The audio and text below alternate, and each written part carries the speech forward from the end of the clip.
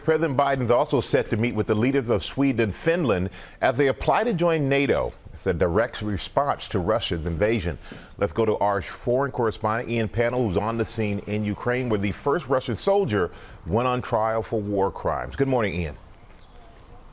Yeah, good morning, Michael. A barrage of Russian rocket and missile strikes overnight, so no relenting on the attacks. But on the ground, Russia's still struggling to make any kind of territory. Meanwhile, we're now seeing the start of this process of accountability for some of the many crimes that Putin's men are accused of committing here.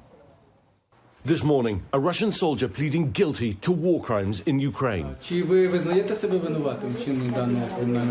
The soldier shot and killed a 62-year-old man as he was riding his bike, his widow appearing in the courtroom, the soldier facing up to life in prison. This just the first of potentially many trials as Ukrainian authorities investigate over 10,000 possible cases of war crimes committed by Russian forces. But even as those trials start, more Russian missile attacks on civilian areas.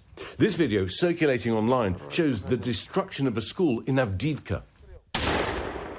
And as the Ukrainians push the Russians back towards their own border here in the northeast, Roman, a deputy commander of a Ukrainian unit here, telling us that the combat hasn't slowed, adding that the Russians could strike back at any time, but they're going to teach Russia a lesson it'll never forget. I mean, I'm sure you can hear that. We've come out to one of the liberated villages, but the road is testament to the battles that are being fought here. This is a Russian tank. Has been totally destroyed. It's now rusting. But down there is pretty much where the front lines are. In the Donbass region, in the east, some of the heaviest battles now raging. The Ukrainian National Guard posting this video showing them destroying a railway bridge, slowing the Russian advance. Now, in response to Russia's war in Ukraine, the NATO alliance potentially expanding for the first time in years. Both Sweden and Finland have formally applied for membership.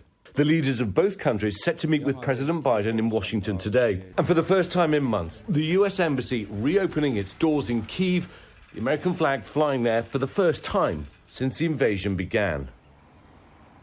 Well, we've talked a lot about Vladimir Putin's war aims backfiring, especially if NATO expands. But I think what's also becoming crystal clear here is that the Ukrainians will no longer accept the status quo that existed before the war. Remember, Russia invaded in 2014-15. They seized Crimea. They seized the Donbass. What we're hearing now from President Zelensky is holding Russia back isn't going to be enough. They're now setting out their store to retake all of that territory. What does that mean? It means a long, hard struggle ahead. Robin? It certainly does, Ian. Thank you. Well, hey there, GMA fans. Robin Roberts here. Thanks for checking out our YouTube channel. Lots of great stuff here. So go on, click the subscribe button right over here to get more of awesome videos and content from GMA every day, anytime.